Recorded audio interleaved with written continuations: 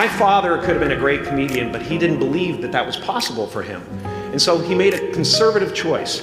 Instead, he got a safe job as an accountant. And when I was 12 years old, he was let go from that safe job. And our family had to do whatever we could to survive. I learned many great lessons from my father, not the least of which was that you can fail at what you don't want. So you might as well take a chance on doing what you love. It's not the only thing he taught me, though. You know, I watched the effect of my father's love and humor and how it altered the world around me. And I thought, that's something to do. That's something worth my time. It wasn't long before I started acting up. You know, people would come over to the house and they'd be greeted by a 7-year-old throwing himself down a large flight of stairs. They would say, "What happened?" And I would say, "I don't know. Let's check the replay." I'd go back to the top of the stairs and come back down in slow motion.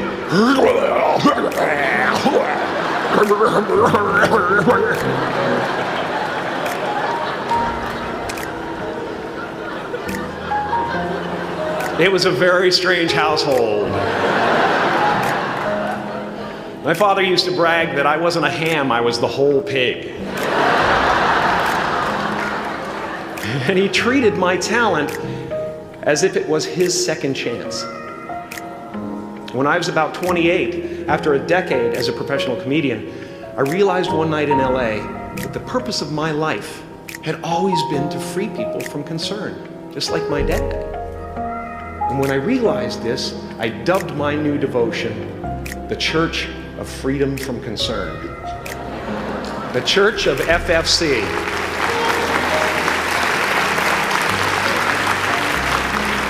And I dedicated myself to that ministry.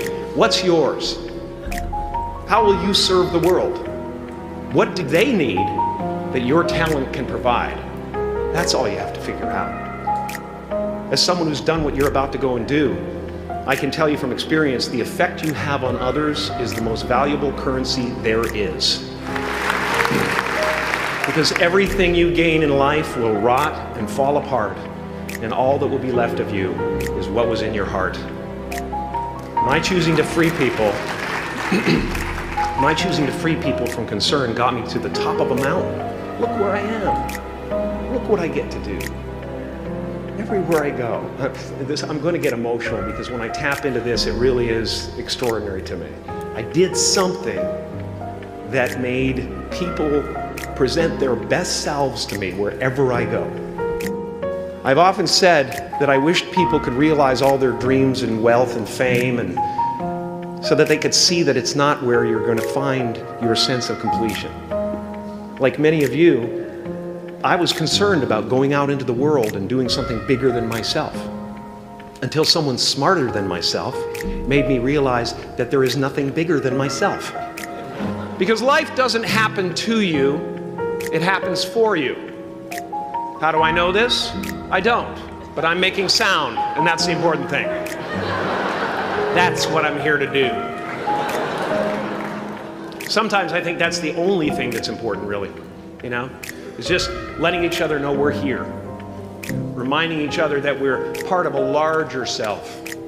Your job is not to figure out how it's going to happen for you, but to open the door in your head. And when the door opens in real life, just walk through it. And don't worry if you miss your cue, because there's always doors opening. They keep opening. And when I say life doesn't happen to you, it happens for you, I really don't know if that's true. I'm just making a conscious choice to perceive challenges as something beneficial so that I can deal with them in the most productive way. You'll come up with your own style. That's part of the fun. Oh, and why not take a chance on faith as well? Not religion, but faith. Not hope, but faith. I don't believe in hope. Hope is a beggar. Hope walks through the fire and faith leaps over it.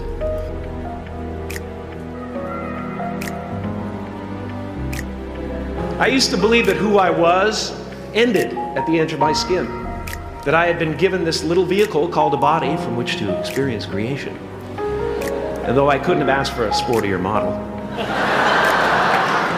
it was, after all, a loaner and would have to be returned. Then I learned that everything outside the vehicle was part of me too. And now I drive a convertible.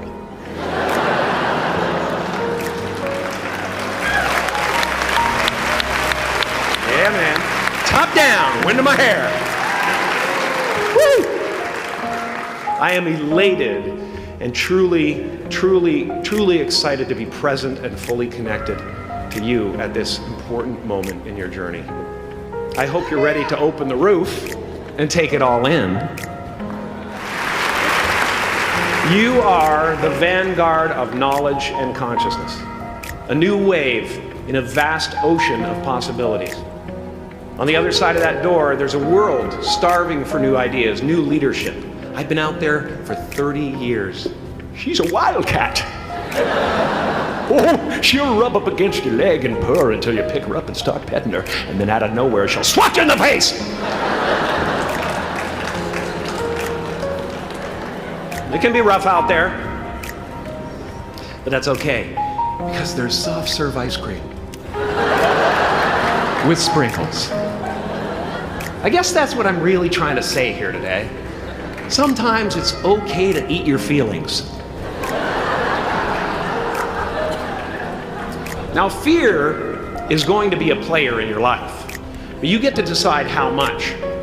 You can spend your whole life imagining ghosts, worrying about the pathway to the future, but all there will ever be is what's happening here, and the decisions we make in this moment, which are based in either love or fear. So many of us choose our path out of fear disguised as practicality. What we really want seems impossibly out of reach and ridiculous to expect, so we never dare to ask the universe for it. I'm saying, I'm the proof that you can ask the universe for it. Please.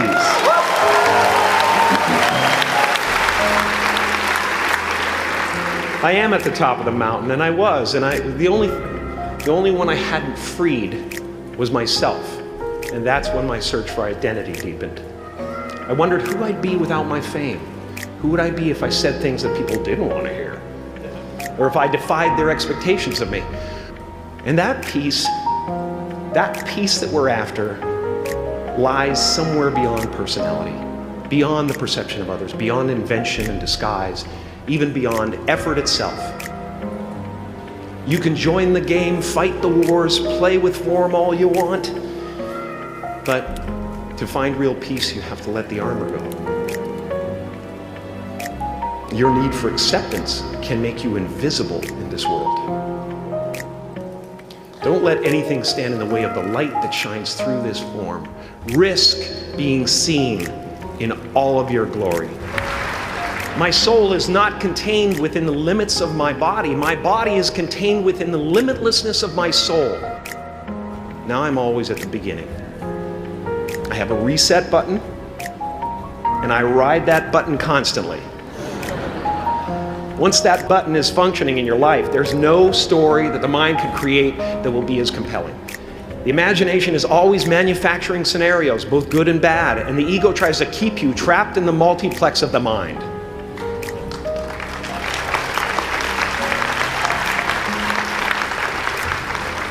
Our eyes are not viewers, they're also projectors that are running a second story over the picture that we see in front of us all the time. Fear is writing that script, and the working title is, I'll Never Be Enough.